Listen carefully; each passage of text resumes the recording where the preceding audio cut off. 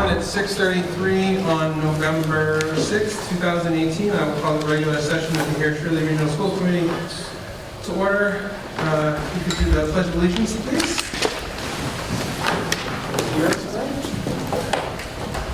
I pledge allegiance to the flag of the United States of America and to the republic for which it stands, one nation, under God, indivisible, with liberty and justice for all.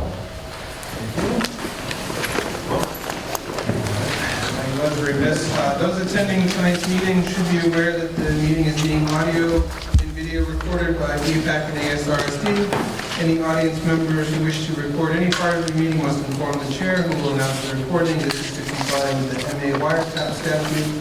The listings of the matters are those reasonably anticipated by the chair, which may be discussed at the meeting. Not all items listed may in fact be discussed, and other items not listed may also be brought up for discussion to the extent permitted by law. Thank you. All right, roll call. Mr. Quincy? Present. Ms. Simmons? Here. Ms. Granger? Here. Mr. DeForge here. Ms. Richards? Here. Mr. Lacy? Here. All right. Is there any public participation tonight? Being none. Our high school representative is here tonight. Oh, silly them. All right. So next we have the consent agenda.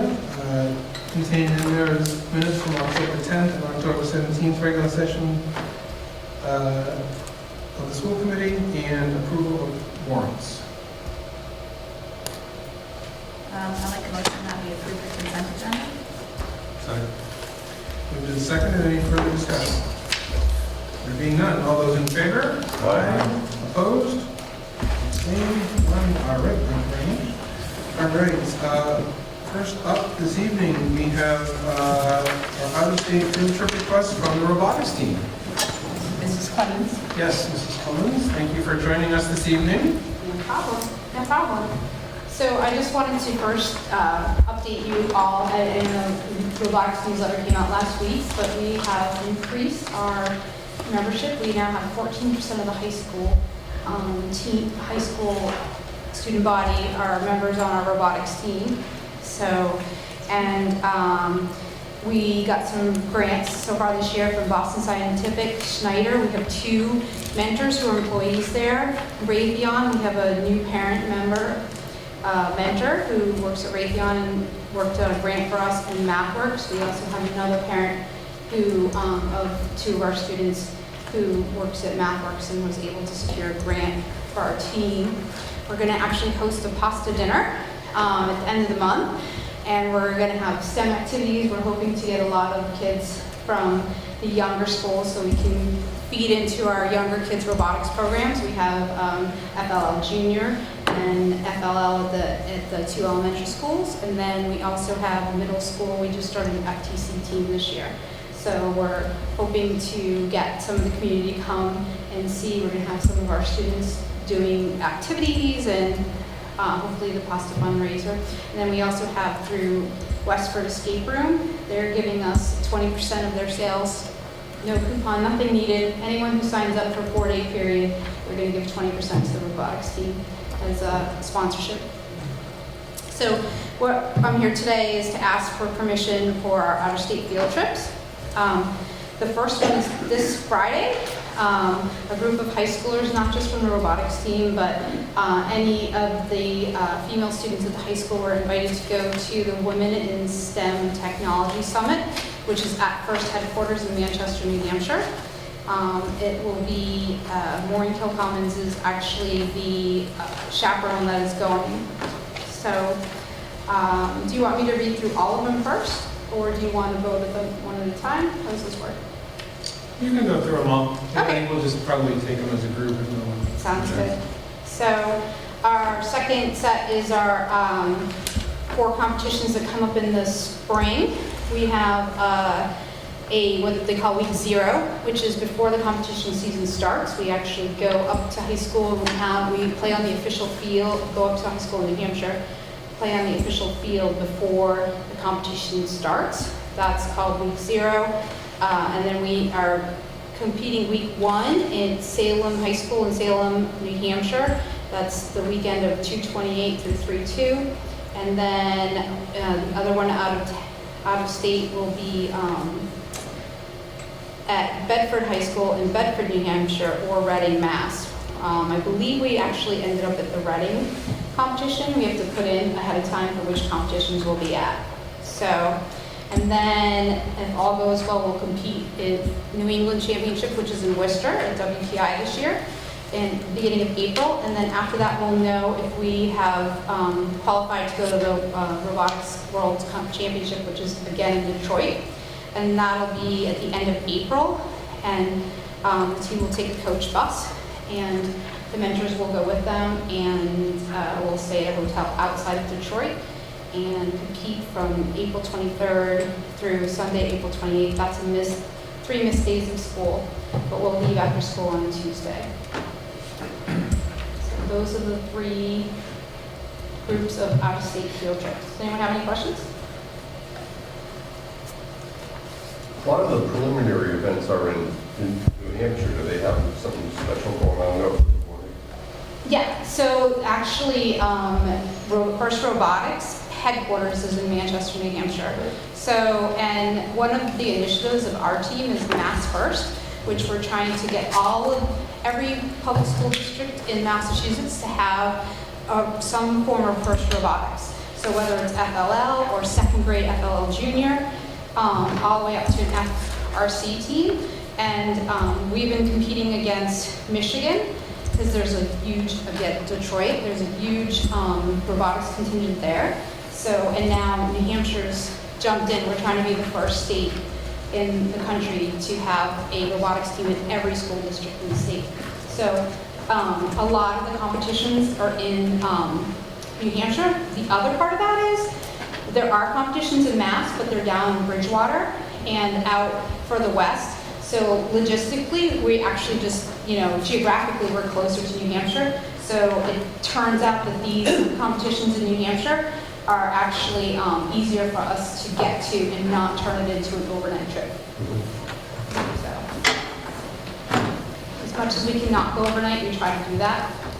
All of the coaches, and we have a lot of parent mentors, and they're all the ones who drive the students and act as chaperones. There's a list on here too.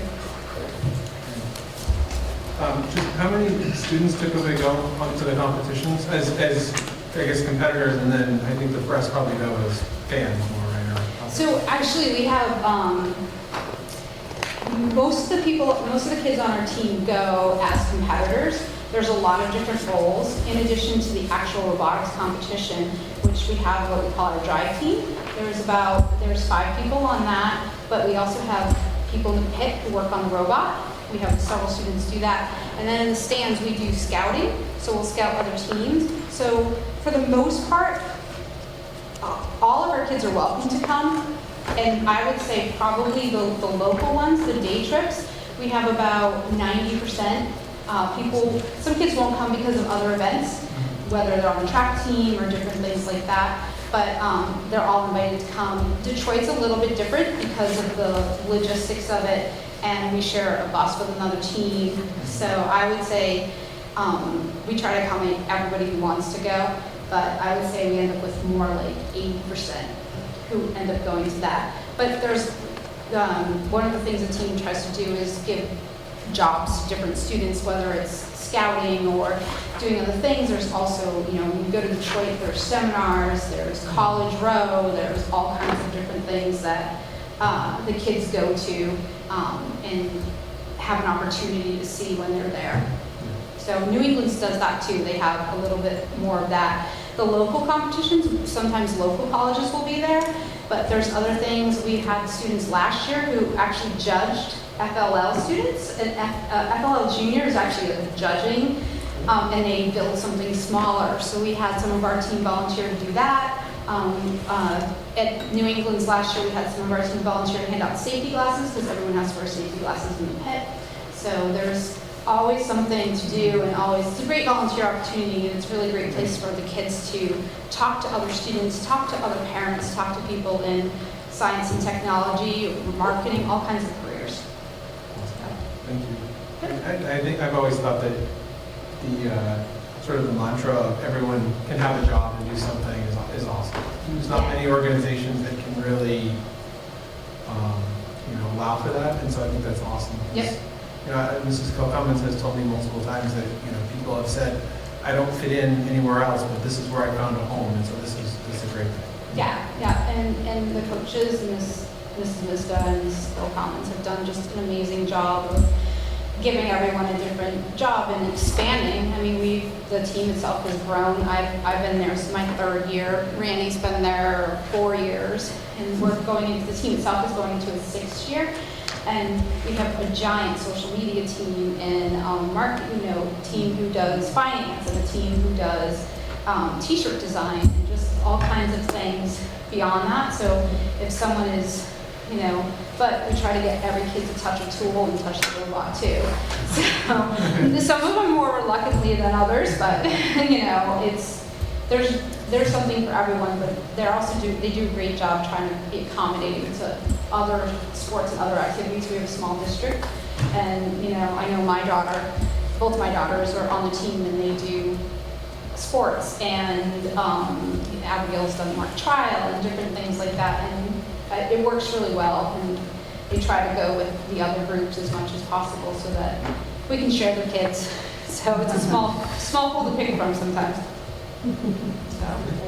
If you have the opportunity to go to at least one match, I would encourage you to do so because it is amazing, and bring your children. The first match I went to, I was in awe at the competition. And because we have, our team is competing, they'll take you down to the pit and show you their pit and how they decorate it. And when they say this was inclusive, it is absolutely inclusive of every single student that is there. All competitions are open to the public, are free, and are very exciting. They are very exciting. It is. I will say really that amazing. My first competition, I felt the same way. I was like, what is this? And Randy was on the team and I was not, and I was like, and I was just amazed. And just the whole, first is a great program, and they're just so good for the kids, and have taught so many skills beyond like building a robot and competing that are just, I think, great. And we thank all of you. It wouldn't be possible without of your volunteerism and the dedication of the parents. Thank you. And all I think the Randy likes volunteers it. and I think Randy likes it the most. Randy doesn't do anything. Yeah, he does. Yeah. So I think that he talked the kids into it, right? So he could do it. Well, thank you for coming tonight. We appreciate it. Anything we can do to whoever watching can see what the great things are going on is a great opportunity. So thank you Awesome. for Yeah, everything. So with that, are there any questions further? All right. So make a motion to approve these. Mr. Chairman, I make a motion that we approve these 4 competitions for the high school robotics team going to New Hampshire on 2/16, I think 10/27 is computer, I think we approved that before.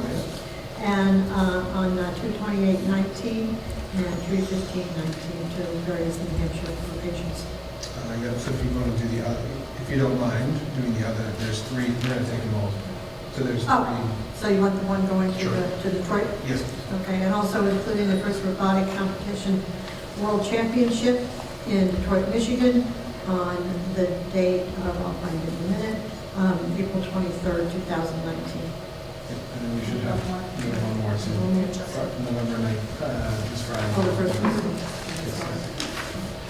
Okay, that's down here. There you go. And including also on Friday, November the 9th, 2018, first place at New Hampshire, University of New Hampshire, Manchester, Women in Science and Technology Forum.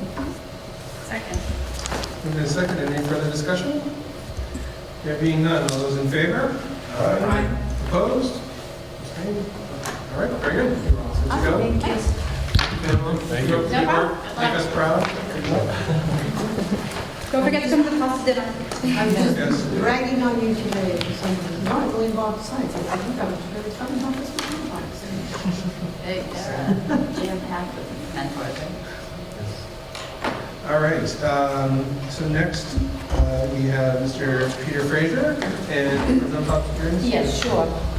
Thank you, Mr. Chair. So in your packets, you have, and Mr. Fraser, his partner, associate here is Abby Jeffers, and Mr. Fraser is the managing director of Hilltop Securities. So Mr. Plunkin and I consulted with Hilltop Securities, looking at some options for the borrowing for the field project, as requested by the school committee. So you have two options before you. We provided the information to Mr. Fraser and Ms. Jeffers on what we thought would be some good options. There's also a third option out there, which is, I sent an email to Peter Lukasik about, year one, would we need to borrow the entire amount? Because if the project comes in lower than what the magnitude of cost is, then we wouldn't want to borrow more money than needed. So Mr. Fraser will talk about that option as well, and of course answer any questions that you have. And I think the important thing to note is, Bill, I think there was a question asked that in air, they go by the median? Average. The average in air and the median in Shirley for the valuation of single-family homes. With two different metrics. Okay? And so you want to talk about what you have presented here and then take questions? Is that? Yeah, but if I may, I'll just expand on the introduction. Again, I'm Peter Fraser. I'm the managing director at Hilltop Securities in Boston, and Abby is a director. I've had the privilege of working with Massachusetts municipalities for about the last 32 years, and I work with about 80 currently, including the town here and the district, and we're very impressed with the way that this school has come out, because we had the pleasure of working on that. Abby's been doing this for about 17 years, and she's the one that put this model together, so I'll sort of sneak out of the way and let her walk through it and sort of explain it, and then to the extent that you have any questions afterwards, we'd be happy to field whatever you've got. So with that, do you want to? Sure. I believe you all have a copy, and we gave a hard copy up before the meeting started. So just to walk through option one, we're showing here that there's a proposed field project of $7.1 million. The district expects around $500,000 in donations, so that dropped to the local share of financing to $6.6 million. We've shown here that on the left side at the bottom, we've shown that the district would issue bonds in May of 2019 on a level debt service basis for 15 years, which is the maximum term for fields, at a 4% coupon rate. And then what we've shown is the split between the town of Air and the town of Shirley, Air representing 60%, Shirley representing 40%. It's important to note for Air, we are just showing the residential tax rate impacts, and the town does have a split tax rate, so this is just impacting the residential. So you'll see there that we're doing it off the FY18 assessed valuations. And as I mentioned, we're using a 4% interest rate, which in this market is still conservative, but as everyone knows, rates are expected to rise and have risen slightly since the last bond issue the district entered the market for. Option two actually shows the district, instead of going full out for a bond issue in May of 19, we've actually shown you issuing bands, which are short-term, one-year notes for 2 years and then permanently financing. When you issue bands, you only have to pay the interest back up until the 3rd year, so it reduces the budgetary costs up front. And if there's any indication that the local share might be a little less, that way you don't lock it in right away, that's what we show here. The band interest under the estimated interest payment column is shown at $325, as I mentioned, for 2 years. And then we're showing a bond dated May 15, 2021, using an interest rate of 4.5%. And because you've issued bands for 2 years, that maximum term of 15 years needs to be reduced to 13 years. So the 13 years plus the 2 years of bands still hits your max. So that's why that bond issue is a little condensed. And the same split we've shown on the previous option, option 1, the split between air and the town of Shirley, just showing the residential policy. Is there any questions? Do you have a total handy on the Air and Shirley columns that are the estimated impact on a single-family home? Oh, so yes, so what we've shown in the blue column for the town of Air, the estimated impact on a single-family home valued at $312,800 in fiscal 2020 for option 2 would. No, remember a total of all those at the bottom. Oh, I don't have a total.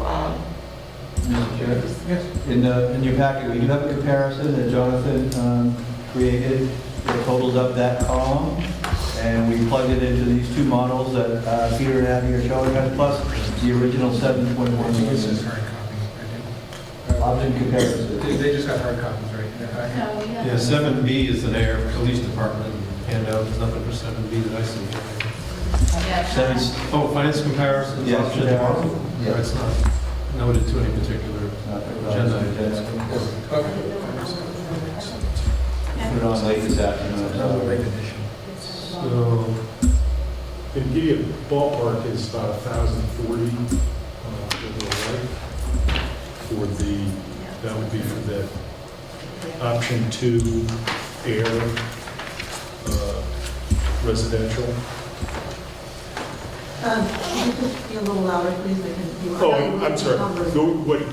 I think the question that was asked is for the average single-family home in air, what that homeowner would pay over the life of the financing.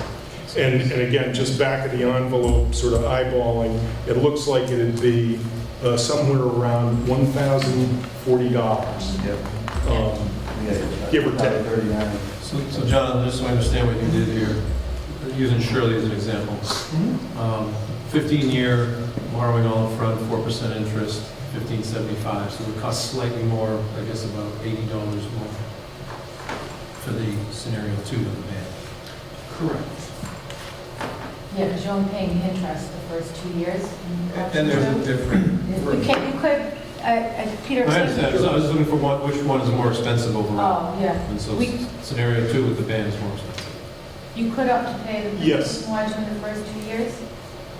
Yeah, what we're doing too is using two different interest rates because, you know, if you're saying, geez, we're going to do something next spring, then it's probably, interest rates aren't going to rise that much, and so we're using the 4% interest rate in that scenario, as opposed to if we do short-term financing for 2 years, you know, what we want to do is build in more of a cushion. We don't know if interest rates are going to rise between now and then, but just to be conservative, we're saying that's a 4.5 coupon rate.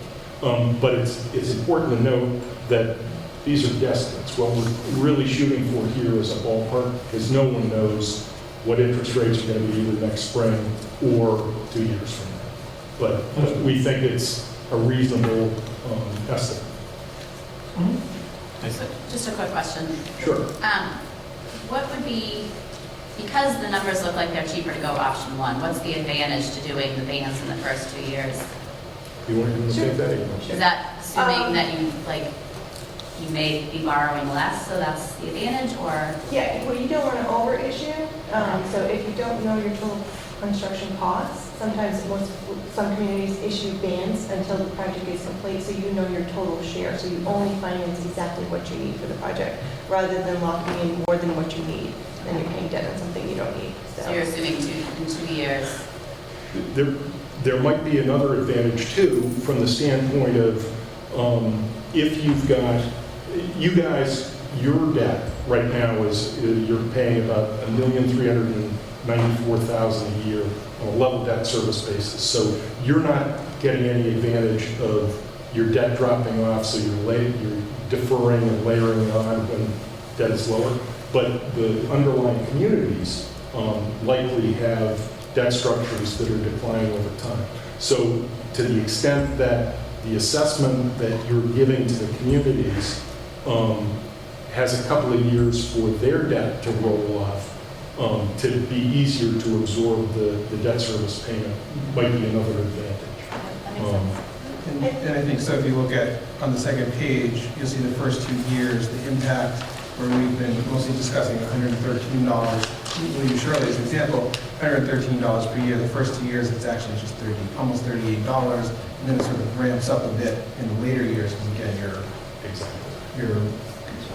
the debt, amount of debt is considerably less than the It's worth mentioning too, I just want to, on scenario 2, we just did 2 years. If you did 1 year advance and then you actually knew your final construction cost, you could actually come to the bond market then too. So this isn't just your only 2 options. Is that a common strategy, or?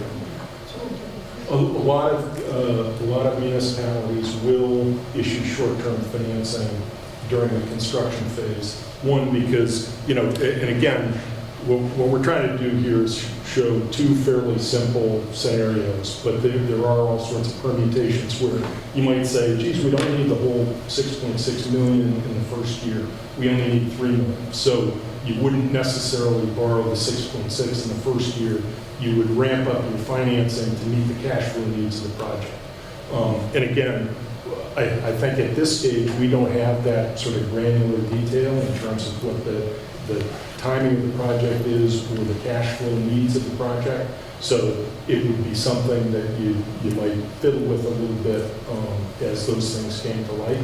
But this is more to give you and to give the public a ballpark sense of what the impact is going to be. It won't be this, because we don't know exactly what the interest rate will be, but I think it's good enough to give somebody a sense of, can we afford this or not, give or take. Good question. What's the interest rate currently? I think what would you say, some closer to 3.5? 3.5. Yeah. So there's some, a little bit of a cushion built in right now. So to understand the picture thoroughly, and how you want to present it to the towns, don't we need to understand what their debt level is at this point? And the other question that rises is, we've got the high school debt that we're working on, and then we have potential for some additional construction debt coming up. So isn't it to the advantage to pay it off as soon as you can, so that when you get ready for the next one, you owe less? There's so many complicated things here that have to balance. And since we don't know the town's structure or the town's, unless you guys got those when you were doing it, the town's pictures, then it's kind of interesting to know what they would favor, and this is how they would want to go for their own picture. Sure. We have the debt schedules back mid-year when we did forums in May. We actually published those. We get a little bit of pushback from each town for doing so, even though we vetted it with them. But Air has the fire station coming off. Shirley is sewer district has a huge impact coming off. And there's various smaller things in the middle school in 2026.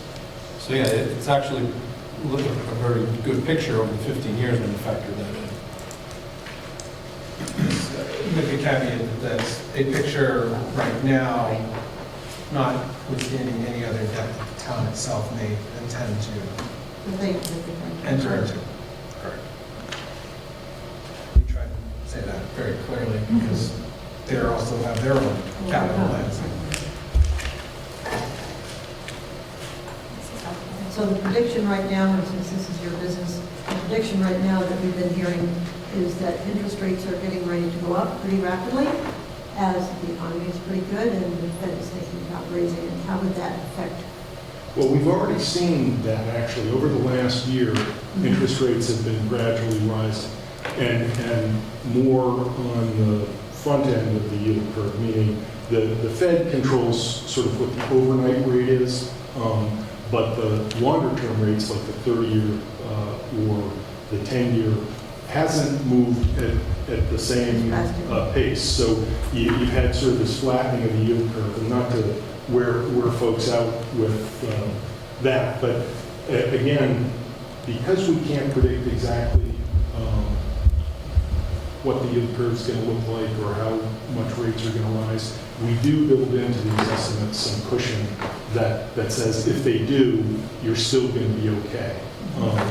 That's not to say if there were some very dramatic increase of many percentage points, then this would no longer be close or accurate. But I think we're trying to approach this sort of prudently to give, if there's a surprise, it would be to the benefit of the community. With respect to the roll-off of the debt of the member communities, we do have that information. I'm sorry we don't have it as a handout, but it's interesting. If you look at both communities do have a significant amount of debt rolling off in the next 3 or 4 years. So that might argue for, geez, let's defer this so that the capital assessment coming from the district won't whack the towns immediately, but will be absorbed later on. What we're not taking into account, obviously, is that the towns also have their own capital needs, that they may have plans that we're not factoring in here. Do you happen to know what the air median home value is and the Shirley average home values are? We were given the air was 312,800. That's the average. I mean, do you happen to have the others? Do you have the air median and Shirley average? Do you have those? Oh, I don't. We don't. Yeah, sorry. You don't have those. But if we do, and you'd like to see that represented, it's easy to do. Right. Or what we can do is simply show you on a $100,000 of value basis, and then you can do the math if it's 300 or 500 or whatever the number would be. What Jonathan and I saw recently where Northbridge was trying to build an elementary school, actually did some research and found that, because they're using the average metric, that 57% or something was it, are actually under that, right? Because it's an average, so the higher priced homes tend to skew things. But median's median, right? It's the value of the minimums. But with an average, sometimes it can actually look favorable to say, even though the average is this, the majority are paying actually less than that. But Sure. that would only be relevant to area, not sure. Yeah, I mean, quite honestly, I'm more of a fan of expressing it by $100,000 of value, so every person out there that's considering it can do the math easily and say, multiply times 3, multiply times 5, and that's going to be the annual impact for me. I did check into Shirley. I asked someone and they said that the average, I didn't get the exact number, but that the average was very close to the median in this case. What is is there a rate advantage moving to a 10-year note? There is, and that's a good observation because there's an upwardly sloping yield curve, and when you think about a bond issue, let's say a 15-year bond issue, it's not like a mortgage that's one rate for the whole thing. It's actually 15 different loans, and that's the way they can divide it up and sell it as securities. And so the longer you go out, whether you're restricted by statute of 15-year maximum, but if you were to go shorter, that means the weighted average interest rate would be a little lower. But I don't think you're going to find that it's substantially lower, and we're happy to model that for you as well. But I don't think you're going to find that it's a game changer in terms of we're going to save so much more in interest by getting a 375 instead of a 4, for instance, that you're going to want to, if the idea is that you're trying to make it as affordable as possible, that's why we've gone into the maximum term of 15 years. But if you're thinking we can afford 10, and there will be some rate advantage and interest cost advantage, we can certainly model that for. Right. I think it's important to look at because, if we can get, 0.2 or 1/4%, and this ties into other capital projects that we might have down the line and other town things, getting it off earlier may help us with other building projects that we may have to do. If we start looking longer term towards, there's been some discussion about elementary schools. By the time we get through that entire process and go for a build, you're in like the year 10 already. So it may be worthwhile looking at that. It's very easy to model, and if anybody has their own sort of scenario that they'd like us to prepare for you. It's easy to do. We're happy to do it. Well, you want to do the 10-year model, we can send it out. I think that'd be great. Because people are worried about the elementary schools, and if we can say this is going to be paid off in 10 years at this rate, Look at that. and this amount, I think it's worth presenting. Do you want to do the median, the Shirley mean? We'll have. No, I think just so you have the standard, I don't really care which one it is, average or mean, I really don't. But as long as they're both the same, it just takes a lot of questions. Or even just switch it to the 100, I mean, you could go with $100,000. That's fine. I think that'd probably, That makes more sense. 100,000. I think that's what people can understand the most. and they can just do the math. Yes, if we can do the 10-year as well. 10-year and then the $100,000 model. Nope, and then we've got a choice. Very quick turnaround, appreciate your. I just also wanted to mention, when we send you updated models, we'll also give you, we've been looking at level debt service, which is your same annual payments throughout the life of the loan. The district can issue equal or declining debt service, so it's a little bit more cost, it costs more upfront, but over the life of the loan, it costs less in interest because you're paying off principal faster. So we can give you those options as well, just so you have a little bit more to compare. Well, the taxpayers are going to want to hear what the best deal is. Well, imagine it's a conversation with the towns too, Yeah, right? right. What's your plans and what You know, they would want? generally speaking, there isn't a right way or a wrong way. Right. It's more contextual about, as you mentioned, that, you know, it depends on what your existing debt structure looks like. It depends on, as was mentioned, what's in the pipeline. And we don't want to crowd out a project that's coming down the pike. So it really is sort of looking at the various options and figuring out what is best for you, as opposed to one structure is superior. We want school district to plan to have very, very even debt load on the towns, and so they have figured out already what the new projects were going to be, so it never went up, and it never went down. People were used to it, so it was okay. So, one issue though, we're trying to look at the 10-year thing, which we've already heard is not probably going to be materially different, is we don't meet again until December 4th, correct? Or in that week, yes. And so one of the objectives of this is to let the public know the impact of the Norton Foundation grant. And if we can't tell them until December 4th, and 1 week before the election, that word is not going to get out to very many people that will know that we've taken a chunk off their tax bill with that grant. Wasn't that second line when it says the 6.6 at the top? So what does that mean to you on your value of your Take care home? of that. That's what I would want to know. Someone tells me it took $500K off the total, I'm not going to be all that interested. I'm going to want to know what's my tax rate impact. Right. We actually, excuse me, Ms. Bidwell, we have to actually do 504,000, right? We have 2,500, and that was 2,000, right? We have 505. Yeah. I know, It's not gonna make just saying. much difference. It's going to be the same impact as the I interest know, rate but discussion. you know. So delaying this for a month over what I think we're being counseled is not likely to have a material impact on the 10-year. Doesn't seem worth it to me. I think we need to make a decision this evening and then start letting the public know. Well, maybe we have to go to the towns first and I guess tell them this is what we plan to do and say if there's any crazy objections, but ultimately it's our decision. We're going to be the borrowers.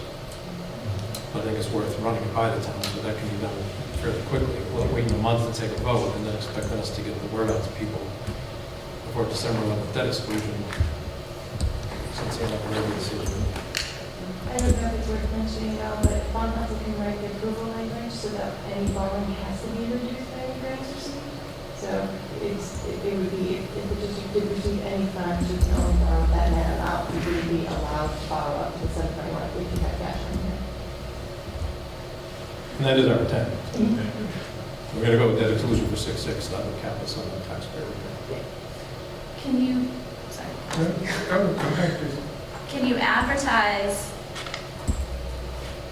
this information, whichever option, with the caveat that it's, going to be vetted with the towns and we're going to be looking at terms and, but as an example, if we were to go with a 15-year this is the tax implications given the donation.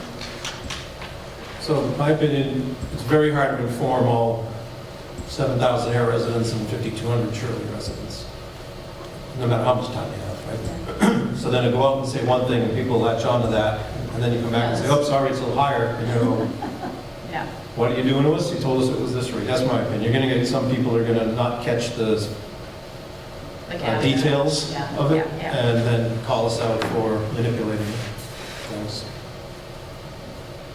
We've had experience with that, unfortunately.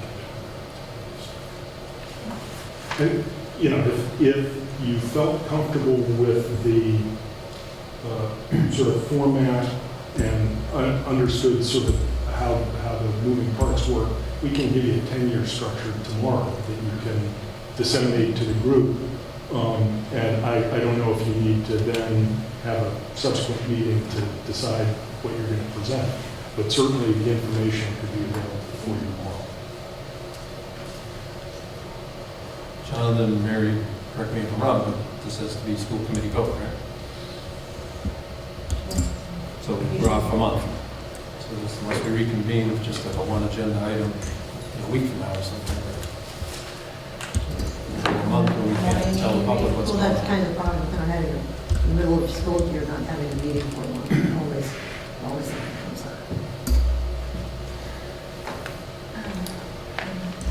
We did it for the town meeting issue, the adjustment we need to make to the language because of the concerns upon council. So we could do that again, but that's my biggest concern is we wait a month and that's 1 week for the election and we haven't told people what the reduced tax impact is. We need to do it through the newspaper.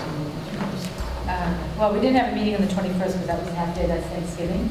That would have been the third Wednesday, so that's why it wasn't scheduled. But certainly, it's the will of the committee, if you want to take the option and get the 10-year note, and have a quick morning meeting or some other meeting, just have this item on the agenda as soon as possible. We've done that before, then in the morning in central office. If we could have a meeting a week from tomorrow, is that enough time to have those numbers? Does it have the numbers tomorrow? Yeah, but we're not going to be. No, I know, was we have saying to we wait could have until the the next numbers week, in but a week when we could have them by tomorrow. Obviously, we Yeah, need to right. do. we have the meeting. Well, am I to assume the number is obviously going to be higher if it's a 10-year, right? Yeah, and essentially proportional, you know, so if we're going from a 15-year schedule to a 10, it's going to be about a third higher, give or take. On either scenario?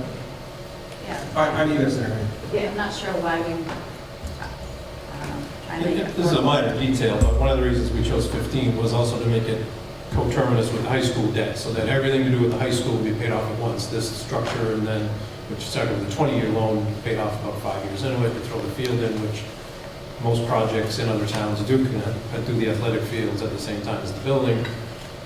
So again, that was just a minor strategy thing, but it's another reason for the 15 years in addition to lowering the annual cost and impact on the taxpayers.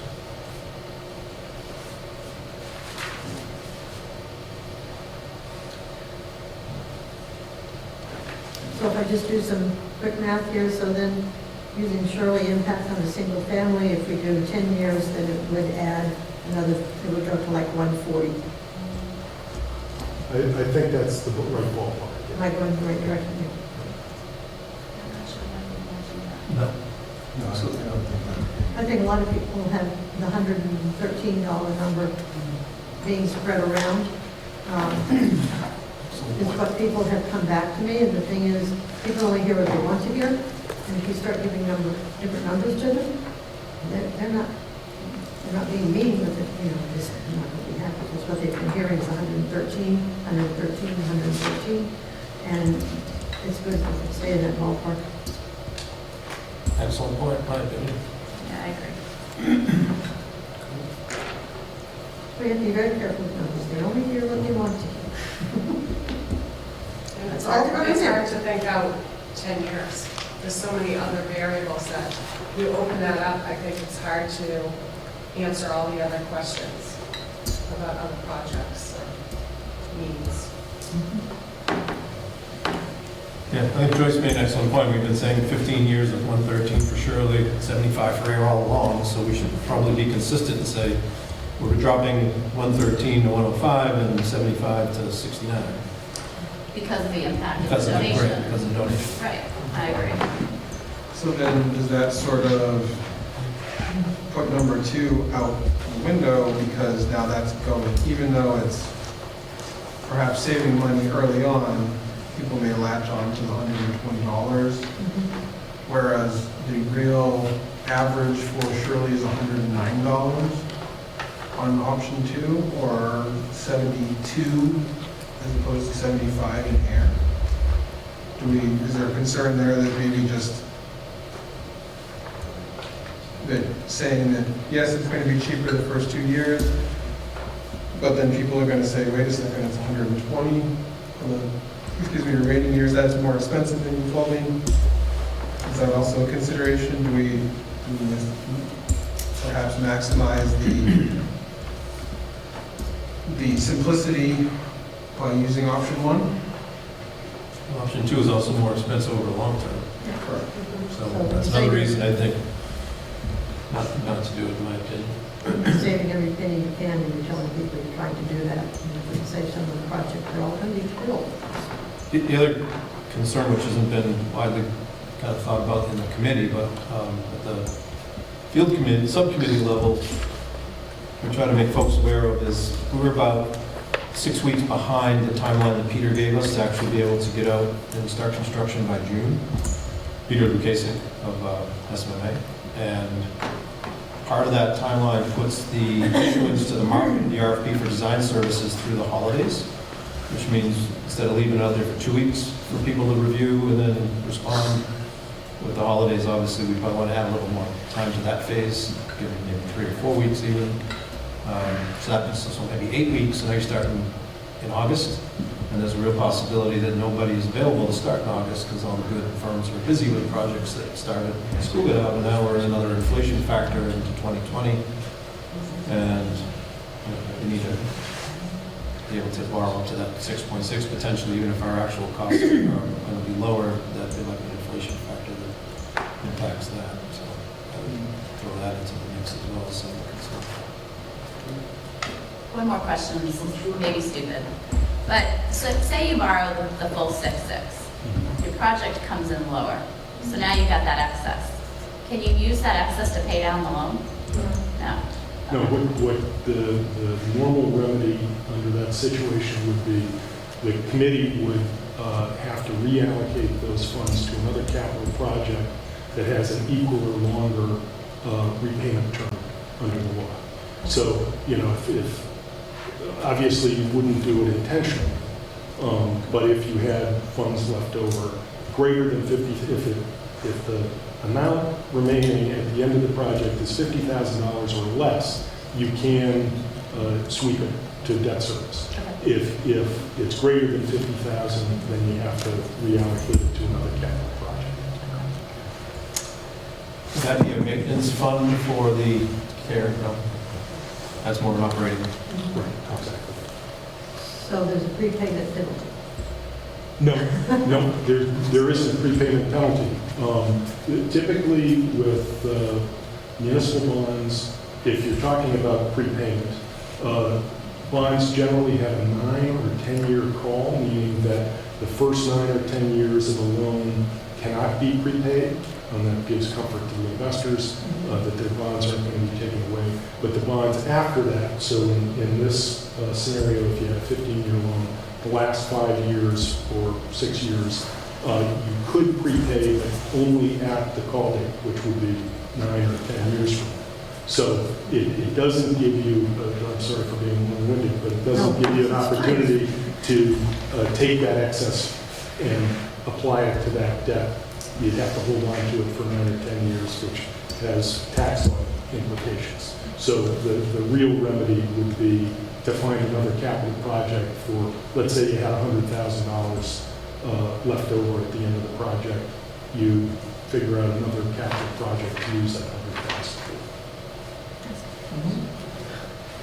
So when would we be looking, it looks like you're pinpointing May as the time we would be looking to borrow.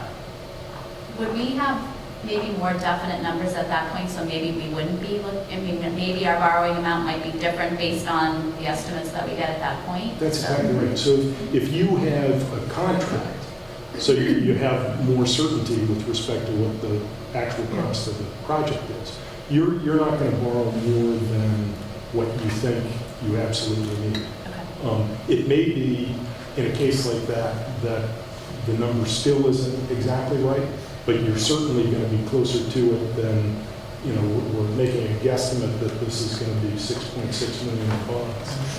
By the time you know, and one of the advantages of doing that advanced scenario is you can borrow, fund the project until you know exactly what the costs are going to be. But even without that, if you've got that signed contract and you're pretty comfortable that there aren't going to be a whole lot of other contingencies, you can change that 6.6 to 6 million or whatever that number is. Because the bonds haven't gone out yet, so they haven't been sold yet. So they haven't been sold yet, so you can make Correct. them anything you want. That's exactly right. Right. So similarly, if someone came through with a $250,000 donation on top of what we already have, we'd be borrowing less for the city. Exactly, and not to confuse it, things further, but you know, you could have a situation where, geez, we know it's going to be $6 million, and so you bond the $6 million up front, and then at the end of the project, you do a little bond anticipation note to cover and pay that off, or do another little permanent loan at the end of the construction to sort of clean up whatever that remaining. So there are all sorts of things, I think, from the standpoint, at least in my experience, simple is better at this phase if you're trying to get people to buy into a strategy. And the important thing is that, and I agree, people have a way of latching on to what you tell them. So I think it's important that we err on the conservative side. But people have to know this is a best guess, and we think it's a reasonable ballpark. We don't. It's not going to come out. You know, if it's $5 different one way or the other, you don't want torches and pitchforks coming out. So people have to understand there's some play in these numbers, but we think we've built in some conservatism in terms of this. And this is the same in our estimate for the project, because we had SMA, the Sims Key Associates, consult with us, and theirs is also a conservative amount. So that initial 7.1, now 6.6, has a little bit of play in it as well. So contingency, there's some earth-moving things that, you know, 4-pole LED lights, we know what 4-pole LED lights are, they can give you a pretty certain cost to that. Moving some earth around, what you might find, you know, even though we've done some soil testing, there could be some variability there. So they've baked in some of that. So that's when we get through a design services phase, we think we'll have a much firmer number. We'll obviously be capped at 6.6, and if we have to cut some scope out to stay there, we will, but if there's we find some room there, maybe we can do a couple things that we weren't planning on doing, such as a batting cage that the baseball team would like to see that we haven't got in the project now, you know, things of that nature. We just, more or less. What I think the taxpayer can take some comfort in is that it's not illegal to borrow more than you need for a project. So if at the time you're going out to borrow, this project is a $6 million instead of a $6.6 million project, bond counsel won't give you an opinion, a legal opinion for the borrowing. They'll only let you finance what you believe to be the true cost of the project. So they should take some comfort that you're not going to, where you can't intentionally game the system where, oh, geez, look, we found $500,000 because we borrowed too much and we want to use it on a pet project that maybe wouldn't have gotten the same sort of support.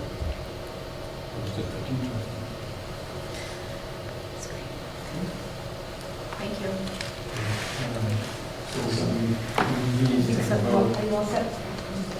Anyone else with questions? No, thank you very much for your time tonight. I appreciate it. Thank you. And should we run those 10-year numbers for you and send them out tomorrow, even if it's just for?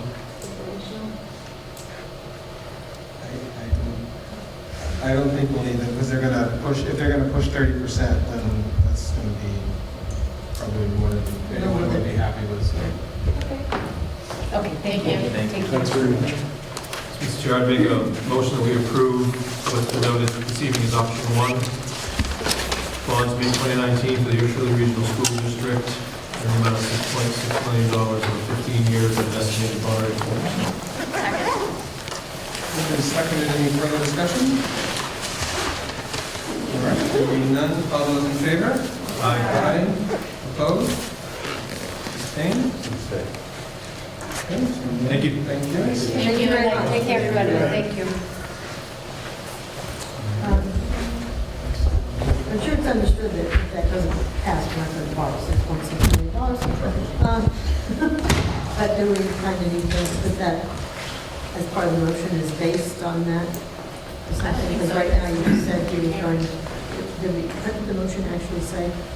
You can't borrow the money without a project anyway, so I don't think we really need to say that. Right? All this dealing That on the excludes side is language too or much. says that as well. Yeah, I think we're all right. You're going to borrow? Okay, thanks. I didn't hear that. I did not hear that motion. All right.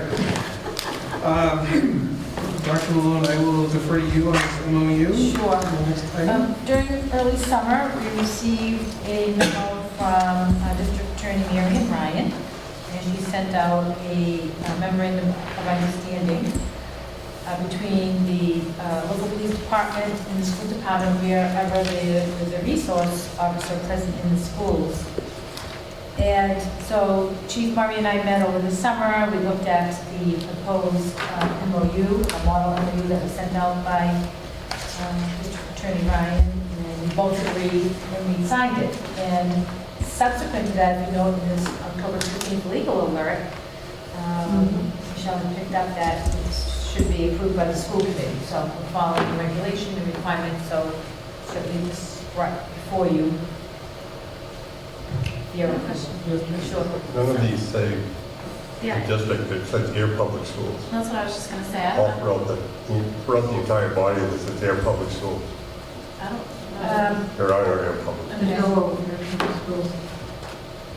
I think, well, yeah, you're right, okay. And why would this just be signed between air police and not Shirley police included in the same document? Because all the district is being represented. The air police provide the resource officer at the high school. For the air It's school. fully funded, yeah. Yeah, the school's situated. But we're signing, we're going to sign for the district, and we have a middle school, we have an elementary school in Shirley. Right, but we don't have a resource officer there Right, per so this- se.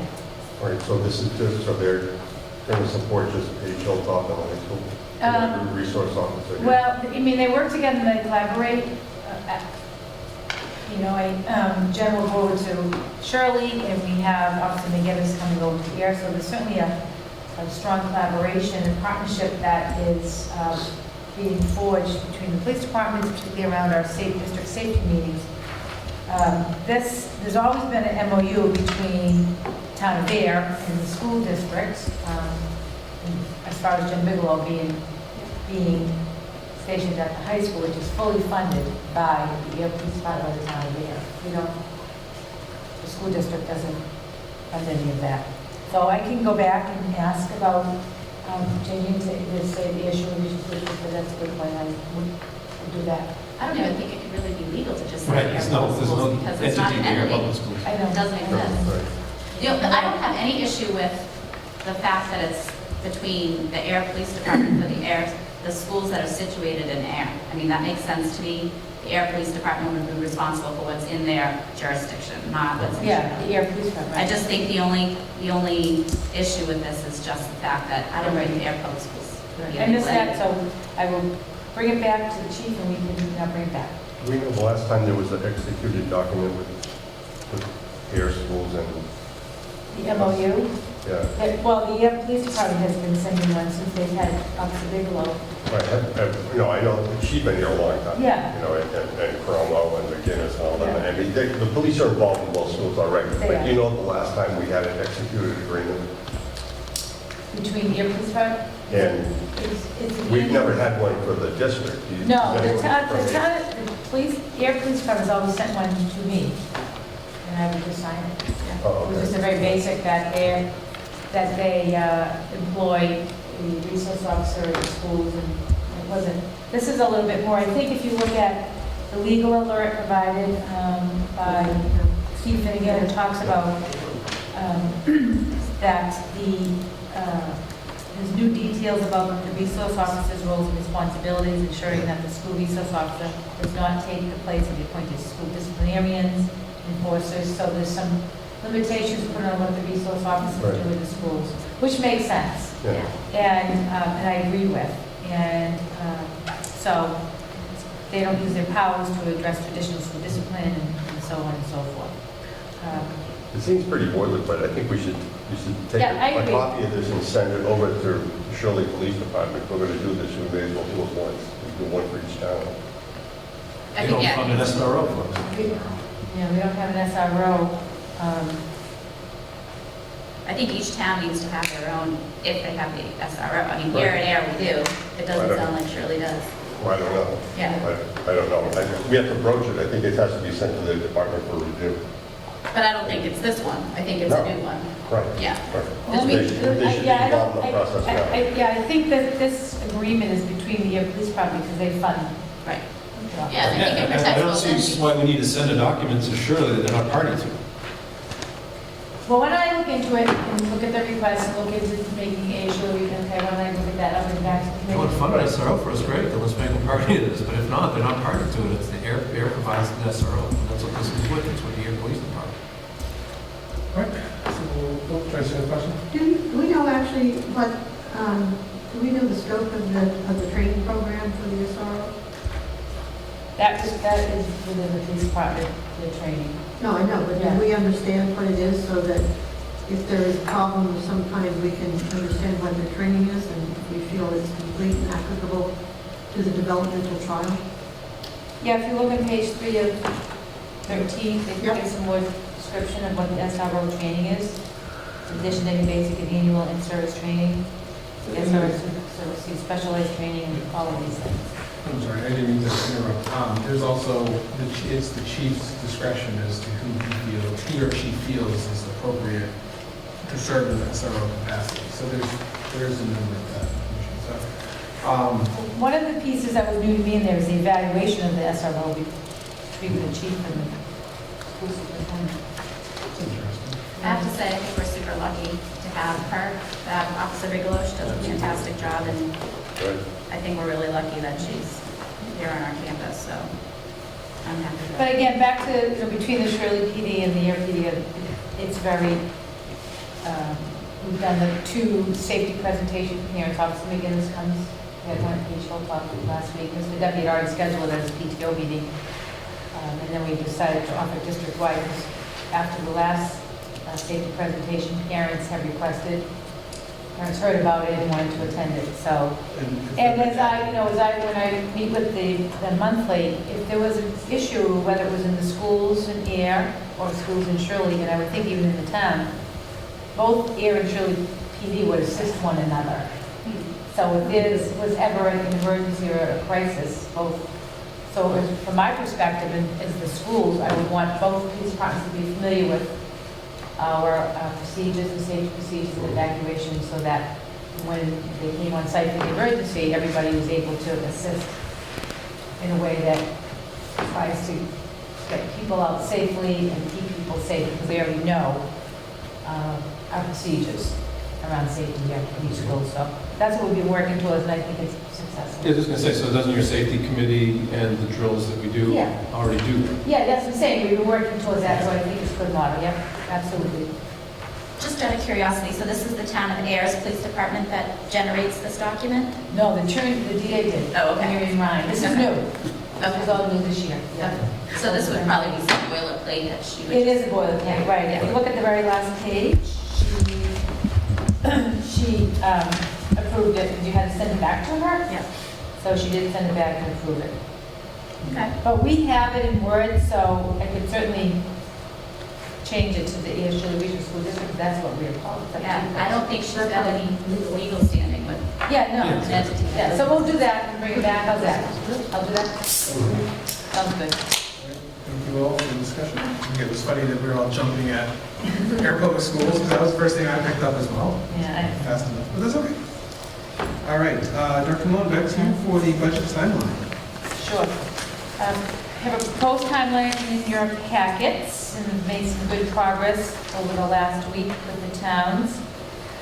So what drives our timeline, as you know, is the scheduling of the annual town meetings. And Shirley has tentatively scheduled their annual town meeting for April 29th. So the first thing we do from the first annual town meeting is to back out 45 days. Regulation, the school committee has to approve the budget within 45 days of the annual town meeting. And this is how we arrive at the timeline. So starting from the top of the timeline, December through January, the budget needs assessment with all departments. We met on Monday with all department heads and principals and provided them with a very, detailed memo and going through this process.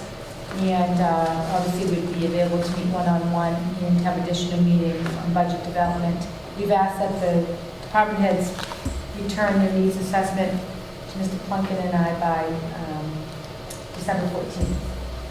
And then the next day, on December 19th, at the school committee meeting, we'd like to have some, bring some budget assumptions and projections to the best of our ability with the information that we have. And in the meantime, I would ask maybe if the school committee members have any particular guidance or priorities you would like for us to set in the FY20 budget. Certainly send us an email or ask to meet with us or whatever it is, whatever you prefer to do for the budget development. And so we can have we'll have that discussion December 19th. And then on January 16th, we'd present the preliminary budget to the school committee. On January 30th, which is the fourth Wednesday in January, is when I think that needs to change, Michelle. It's January 23rd. I had corrected myself, Michelle, on that. So it's January 23rd. That's the fourth Wednesday in January that the governor would have to file his appropriations unless we have a new governor and then they have 5 weeks. And so we'll change that to January 23rd.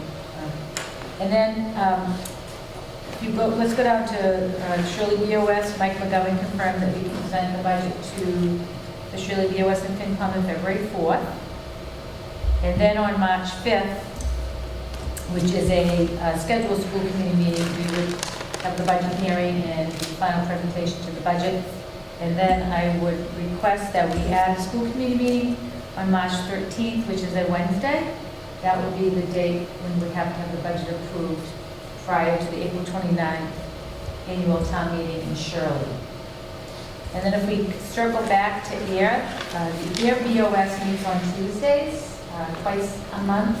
So I've been working with Robert and spoke with Chair DeForge today, and he thought that maybe, because there aren't any, the only meeting that we would be able to attend with AIR is in February during the vacation on the 20th, and I will not be here that day. I prefer to be here, and Mr. DeForge agrees that I would be present for the budget presentation, so I think Mr. DeForge was going to ask the school committee if maybe we think about changing our February 5th school committee meeting and being able to go to the AIR BOS meeting and joint FinCon meeting, which I would prefer. It's nice to do back-to-back presentations with the information, so I leave that piece up to the school committee. And I did speak to town manager Robert Pompion today, and I had given him some other dates and said that this would be coming before the school committee rather than him go out and ask the BOS if they can meet on half dates. So that's where they stand. And that was the February 5th? Tuesday? Yeah, so February 5th would go to AIR. February 4th is a Monday? Yes. So I'll switch the dates around in the order, timeline order, but. Just as a quick note, could I just check on the start time for Shirley? Not that it's 3 months away, but Shirley's been doing 6 o'clock BOSs. Yes, and good point. I did send an email to Mr. McGovern today to ask him the time and all That's that. fine. Obviously, it's plenty of time. Yeah. FinCom usually goes at 7, so they would. Yeah, and I'll work with them on that, but this is the pros timeline.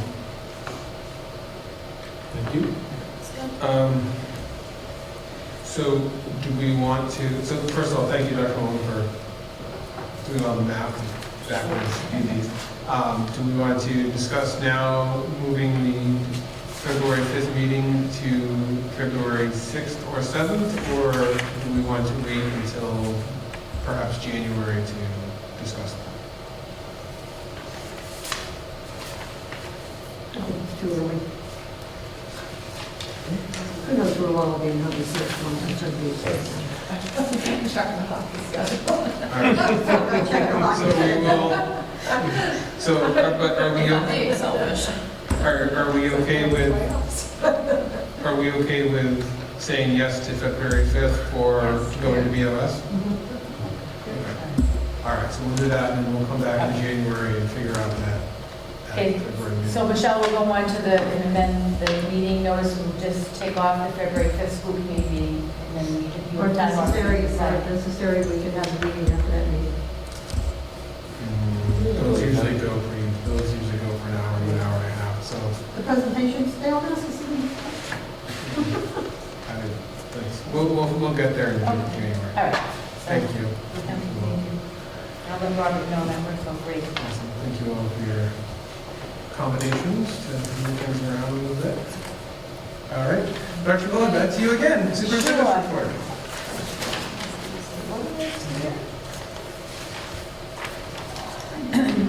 Today was professional development. Our educators took part in a full day of professional development.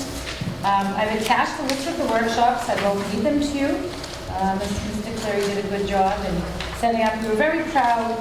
I think it's wonderful to network with other communities and districts.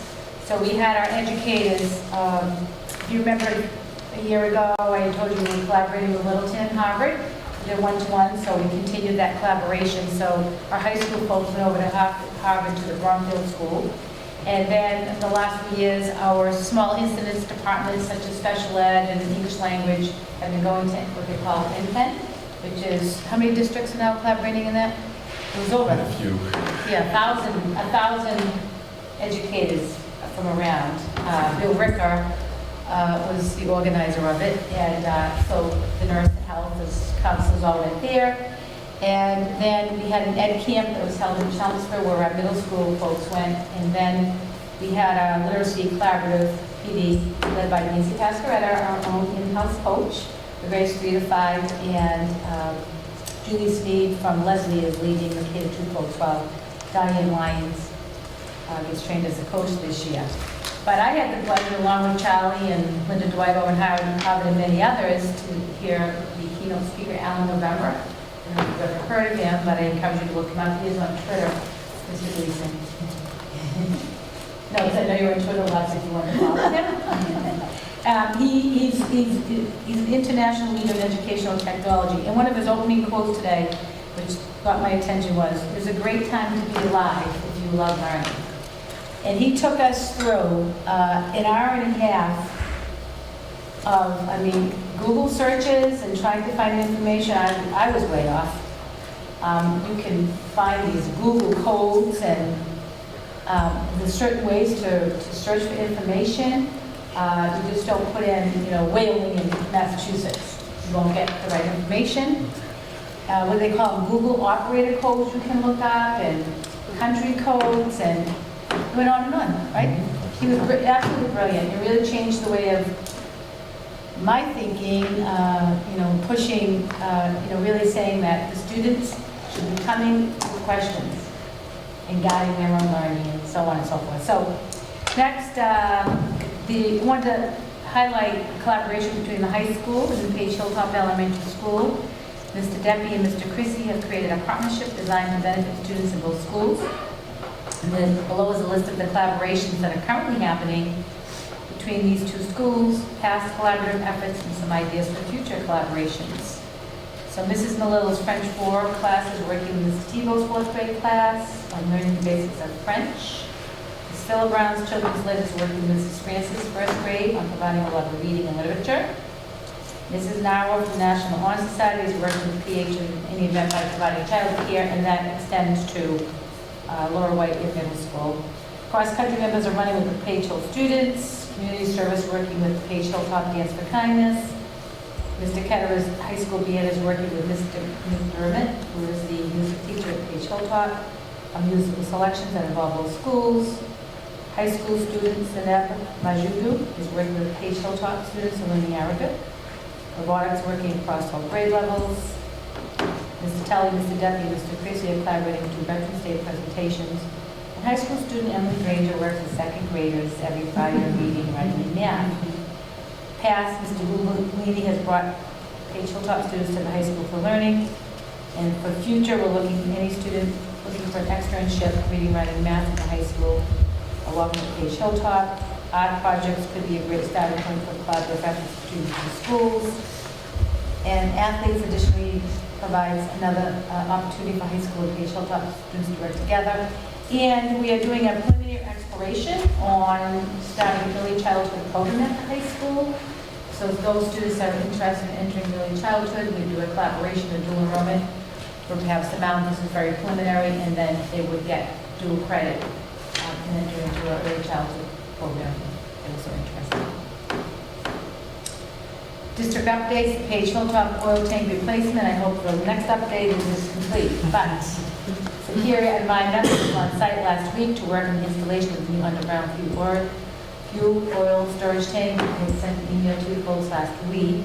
The job is 90% complete, and the new tank is currently up and running and feeding the boiler in the lower building. The temporary fencing has been removed, as well as the storage container that was in the parking lot. Superior will return on Thursday, November 8th, 2018, to finish up the grading and seeding around the tank, crush and dispose of the old UST tank, install a new Vita root alarm probe, and pump the remaining oil out of the temporary tank into the new UST. Once the temporary tank is empty, we will contact Diesel Direct to remove the temporary tank and have the DPW remove the Jersey barriers from the parking area. Finally, we have contacted Davenport Paving to give us an estimate on repairing the parking lot around the new UST. So do you get to take this first sledgehammer whack to that whole thing? As I wrote in my email, Mr. Briggs wanted to have a vigil. Finally, excuse me? That's a fundraising opportunity. Yeah. Just an update on the law stage, front doors and library. The stage curtain has been installed, so if you go over to visit Laura White, please go into the gymnasium to see this beautiful kind of a rust color. The front doors have been installed and they are much more secure. I've gotten more feedback on the front doors, and I don't blame them because it was really hard. They just wouldn't shut. And we're still working on ordering the furniture for the library. The middle school auditorium, progress, remember I told you at the last, fall town meeting at the middle school, the lighting was not working properly, so progress has been made there. Only a few lights are left to be replaced. And then the final stage will be to improve the lighting angle from the catwalk. The public forum in the A.S. Shirley Region High School Athletic Fields Complex for all A.S. Shirley community members. Another forum is being held on Thursday, November 29th. 6:30 p.m. and in the middle school auditorium, and childcare will be available. Superintendent's blog. The blog is in my goals was launched on Friday, October 26th. Subscribing is easy. So I sent it out once in an update, and you can go onto the blog and just put your email in. And anytime I add a post, you would get the email notifying a post was added. I added it to my family members, and they're very happy when they get an email. Jiggly, my daughter, say, I didn't really post it, but anyhow. Honestly, it works. I wanted to test it out, to see the end, what is it like for the end user, to email in, and I wanted to follow it through so that, yeah. So a link to the blog can be found on the homepage, on the district website, and the blog has a section to enter an email address. And once a user has subscribed, you will receive an email. I think right now we're already up to about like 650 views, so that's pretty good. Oh, your daughter was busy. Yeah, I know, right. Or me. Sports updates have been submitted by Mr. Steve Kendall. Mariette Hanley, Katie Cadigan, Mackenzie Marshall, Emily Russell, and Haley Sheriff all finished in the top 10 to lead Air Shirley to a mid-watch E-League cross-country championship last week at Hollis Hills Farm in Fitchburg. So on the boys' side, Will Schlupp finished second, Dana Mahoney finished fourth, and Caleb Kalaluka finished ninth as the Panthers took third at the league meet. The boys and girls will be competing at the CMAS Championships Saturday at Gardner Municipal Golf Course. The girls run at 12:30 and the boys at 1:45. The volleyball team qualified for the playoffs but dropped its opening round game against Southbridge. Elise Fredericks was named to the volleyball all-star team. Coaches Lindsay Delicard and Allie Philibrown did a great job with large numbers and a lot of inexperienced players. Boys soccer defeated David Prouty 3-0 in the opening round of the playoffs in a game we hosted at the Massachusetts Youth Soccer Complex in Lancaster. It was the first playoff win for the boys in school history. Pretty good. A lot of records being broken in the last years in athletics. Though they lost to the defending state champions from Brockfield in the quarterfinals yesterday, they deserve credit for an outstanding season. Coaches Mark Justo and Ryan Goodman and their players did a great job. Congrats to Fayed Bashir, who was named the league MVP. And I did get to the game yesterday, and the whole team was very good, quite impressive. The girls' soccer had a great season that ended with a loss to Notre Dame Academy of Worcester last Friday. Coaches Justin Carlson and Savon Pierce created a positive learning environment and atmosphere for their players who always represented the school and town as well.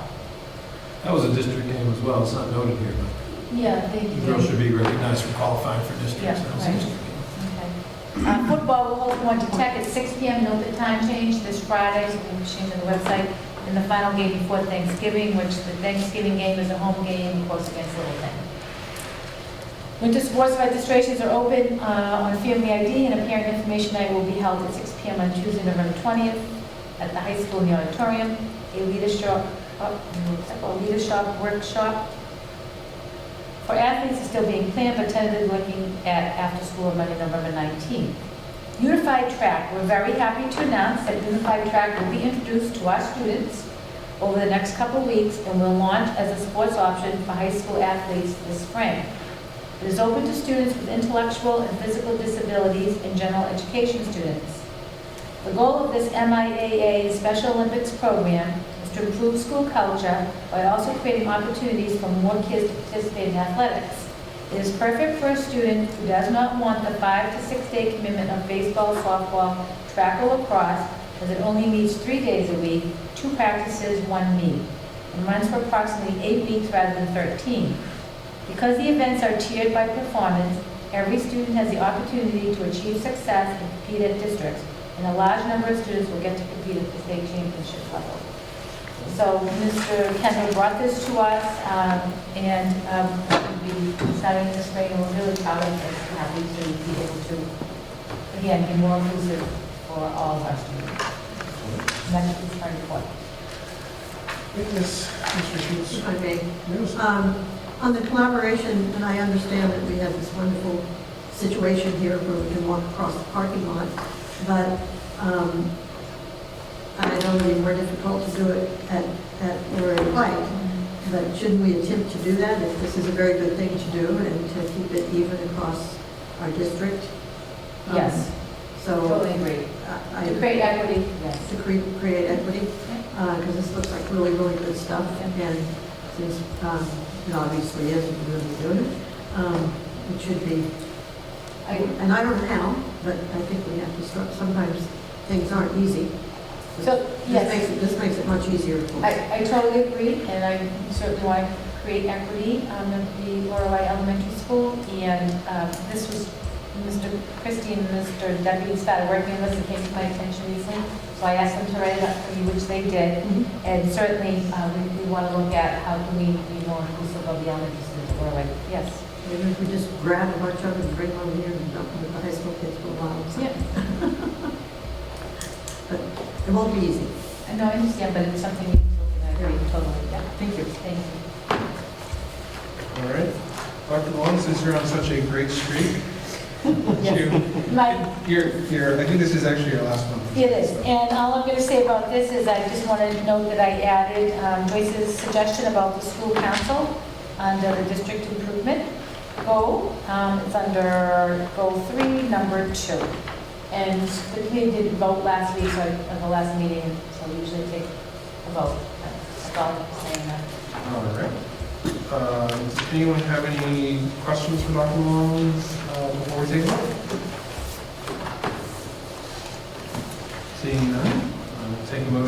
approve Dr. Malone's calls for this school year. So moved. Second. Moved and seconded. Any further discussion? All those in favor of Dr. Malone's 2018-2019 goals, please say aye. Aye. Opposed? Abstaining? All right. You have your goals, Dr. Malone. All right. Mr. Leeson, any update you'd like to share with us for the fields? So the subcommittee met last Thursday here, went over a lot of different things, mostly ways to get information out between now and the debt exclusion to the public. And I think it's worth noting as well, not specific related to the fields, that the boys district soccer team actually qualified for a home game in that district tournament. So that game played on Lancaster, should have been home. While we weren't alone, the fact that we do have a grass field that had been totally destroyed through overuse during the season, we weren't able to host the home game on the weather, and so Mr. Kendall had to kind of act fast and find a turf field to be played on. So unfortunately, the boys aren't home date because we don't have a field capable of handling the use it gets during the fall prior to postseason. You know, we weren't able to have that, so that was a shame. But this is just something that this project would fix, because everyone went in search of turf fields. Bromfield, who's in search of turf fields for their soccer and lacrosse programs, also had to move up to Lancaster. But you know, they also realized the issue with grass fields in this weather and with overuse. So they're also looking for the same. It was also interesting that talking to Mr. Kendall, I learned that the semi-finals and finals of the districts do not go by seed, so they go to predetermined places, and they have to be turf fields. So you cannot even get to host a district semi-final or final, whether your school is in it or not, unless you have a turf field for the schools to play on. And I think the reasons are obvious with the time of year it is and the weather, that that just makes it assured that the games will take place. And Lunenburg is actually hosting several of the district games at different levels of district competition, boys and girls in Division 2 and 3. So again, just another benefit to our program would be not only to be able to make sure our teams who qualify for home games get to host a home game, but that we can also petition to be a host school for district finals and semifinals, and that's a revenue generating opportunity. And it would be a great thing to be able to do that we can't do right now. And I also know Mr. Kendall is fearful of trying to play at home Friday night. He hasn't seen anything yet whether he's officially looking to move the game, but because of all the rains yesterday and today, and the rain forecasted for Friday, he's concerned about destroying the field for Thanksgiving.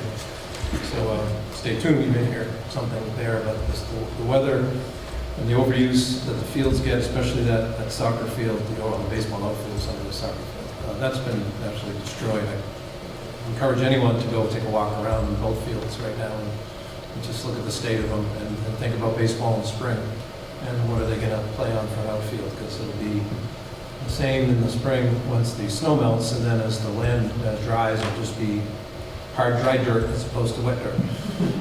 So it's really taking its toll on the baseball fields. We really need to do something and do it quick, and so hopefully this project will move forward. But the next meeting of the committee is the 15th, John, is that right? Well, Yes. Whatever 2 weeks from last Thursday was. Yeah, it's a meeting. November 15th.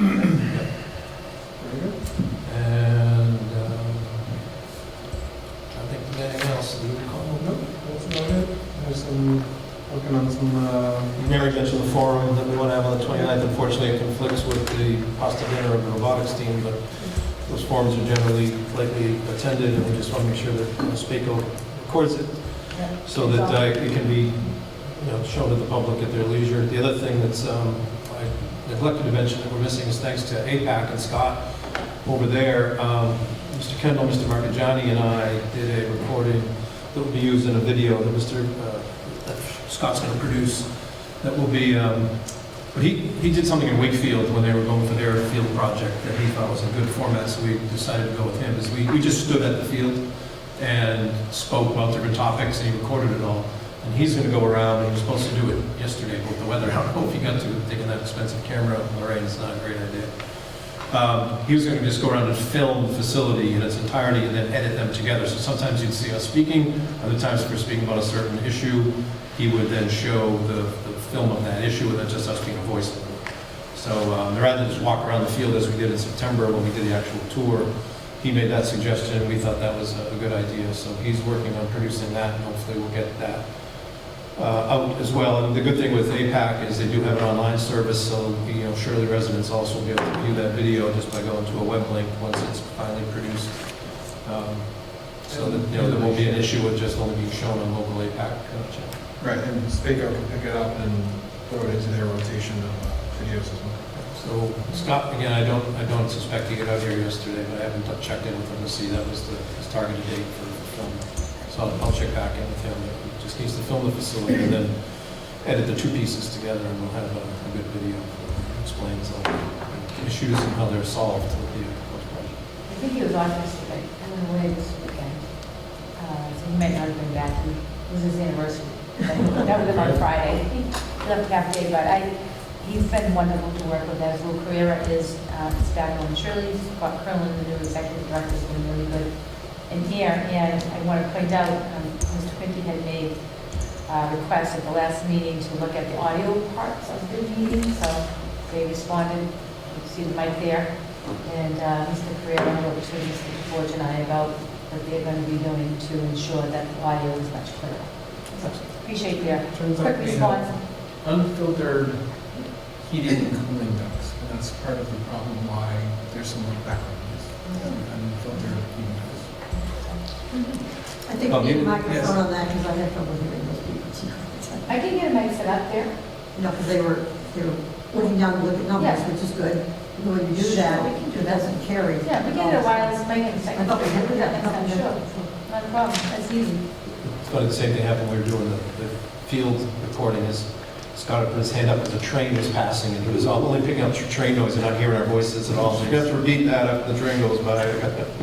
Yeah, and if I may suggest, sometimes when people are at meetings, they choose to speak from where they're sitting, so I would suggest that we always ask them to come up Oh, yeah. to the podium, because you can hear them much better when they speak from their seats. It's hard to hear. Unless you have anything on schools. No, I'm What do you feel? For Dan, you mentioned the, trying to hold a public forum on the 29th. I don't know if 7:30 is too late. What time do you usually hold those? We're targeting 6:30. Okay. So you have a lot of people at the pasta dinner I could probably. put possibly Might not- something might not as a be good. dessert. Well, it's in Sherman also. Oh, is it? Yeah. Okay. Yeah. And we had already settled on that before the robotics thing got announced, unfortunately. And we could look at moving it, but then 6:30. I'm not sure any date would be any better than our experience is you get Yeah. 20, 25 people, and I think the bigger benefit is it gets recorded, and then people can watch and pick up the information that way.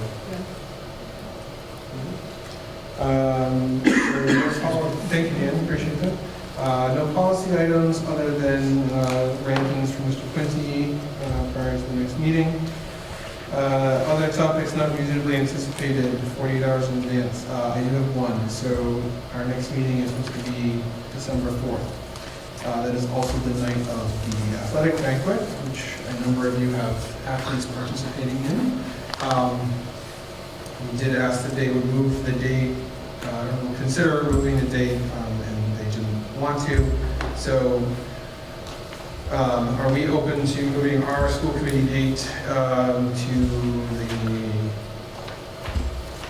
December 5th or 6th? No. Will we have a quorum? Who are we missing? I don't even know, I think it's either for being party or banquet. Is that a Wednesday? It's a Tuesday or a Tuesday, Wednesday. December 4th. Banquet is on Banquet's the same night as our school committee. Oh, then I'd want the Monday if we're gonna move it. I wouldn't be there, I'd want to go to the banquet if it's the Tuesday. Yeah, the He Tuesday. said 5th or 6th, Wednesday, Thursday. I said Wednesday, Thursday. Well, Oh, I don't want I would to. prefer Monday. Once we get into the week, and I could come on Thursdays. I can't do Wednesday or Thursday. Okay. Thursday's okay with me. Third okay with you? All right. We'll go to the, is the third, can it cause, We should ask the. I'm looking at my schedule, I'm available. okay. So, I guess we need a motion to do this. Can someone make a Change motion? of calendar. Yes, could someone make a motion to adjust the calendar from the 4th to the 3rd? Make a motion that we hold our first meeting in December on Monday the 3rd at, in Air High School. Moved and seconded. Any further discussion? All those in, Excuse me, Air Shirley has to apologize. okay, here in the LGI, 6:30 p.m. Moved and seconded. All those in favor? Aye. Opposed? All right. Thank you, Jonathan. Thank you, Mary. We did ask to, Mr. Kendall had spoken, but we just want to remind people to look at the calendar, you know, when they plan things, because we don't, and I've talked to the principals and such to make sure they get all the, as many days as they know ahead of time on the calendars. We shall look back and get the district calendar, so we don't have to have people have conflicts and things with their kids, so. Has that been advertised yet? Just out of curiosity, the name of it? I haven't heard anything about the date, that date. Must have been something, at least on social media, otherwise I wouldn't have known about the date, because I told Tony Casavecchia, who's, this is his first year as chair, so he did a mea culpa, like, oh, sorry. Yeah. So He prefers it on, he said he'd rather have it Thursday nights with kids to be out Thursday and only on Friday, so. But he did attempt to ask him to, and I think everything was set up, so. That was fine. I didn't know that it had been announced yet. Well, it has now, but it hasn't.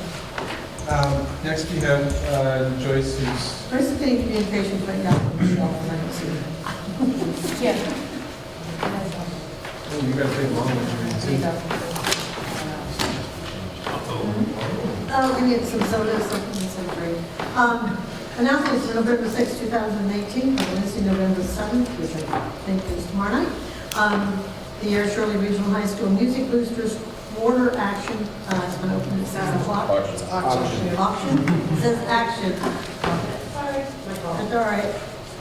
AUC, okay. Sunday, November the 11th, is Dance for Kindness at 1 o'clock on Main Street in Air.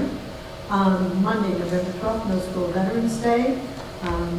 Please, people, in addition to the Dance for Kindness on the 11th, remember the veterans meet on 11/11/11 in both towns, and you can attend those ceremonies. I know that the band is going to be in Shirley, so that will be quite good. Tuesday, November 13th, report cards issued to grades 6 to 12. Thursday, November 15th, half-day school for grades 6 to 8, middle school only. Evening parent conferences for grades 6 to 12, middle school and high school. Wednesday, November 21st, half-day of school for grades preschool to 12.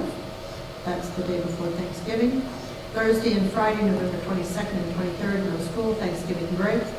Thursday, November 29th, the Andromeda 1 Pasta Dinner Fundraiser, 5 o'clock to 7:30 at the Air Shirley Regional High School cafeteria. Please come. Friday and Saturday, November 30th and December 1st, the Air Regional High School Drama presents a sparkling class of comedy, The Importance of Being Earnest. Tickets are $8, general admission $5 for students and seniors. And November 30th, the performance is at 7:30. December 1st, it's at 2:30 and 7:30 in the high school auditorium. Tuesday, December 4th, is the Air Shirley Regional High School Athletics Banquet, 6 o'clock to 9 o'clock at the high school. Tuesday, December 4th is been changed to December 3rd, which is the school committee meeting. So that'll be on Monday, so that's changed to Monday. Monday, December 10th, report cards issued for grades preschool to 5. Tuesday, December 11th, debt exclusion ballot election town of Shirley and Air. The vote is from 7 a.m. to 8 p.m. It's a full all-day vote at the town hall in Air and Shirley Town Hall. Wednesday, December 12th, progress reports issued grades 6 to 12. Wednesday, December 12th is the winter concert, 7 o'clock in the auditorium. It will be grand. Try to make it. Thursday, December 13th, half-day school, grades preschool to 5, and evening parent conferences. Friday, December 14th, half-day school, preschool to 5, and afternoon parent conferences. Wednesday, December 19th is a regional school committee meeting, 6:30 at the middle school library.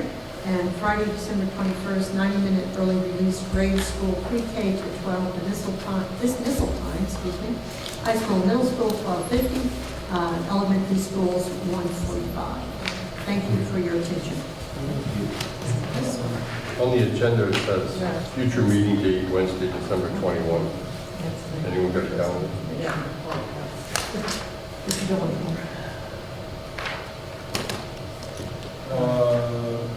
Wednesday the 19th. Did I say it wrong? No, No, it's no, September. Oh, okay. Thank you for that, pointing that out.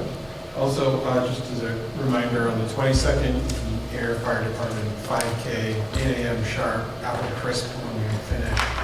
So start off your day with the firefighters with 5K, come up here for the football game at 10, and go home and have turkey. Yeah. Sounds like a lovely day except for the race. Running. No, it's nice out. It's always cold. All right, with that, nothing else. We do have a need for executive session tonight. And so with that, roll call vote to enter, actually, do a motion to enter executive session? To come back to open. Yes, someone please make that motion. I'll make a motion to go into executive session, roll call vote, coming back to general session only for leaving, closing the meeting. Second. Moved and seconded, roll call vote. Sam Gleason? Gleason, First, we should try. Marvin DeForge, aye. Aye. You can say that. Now, I've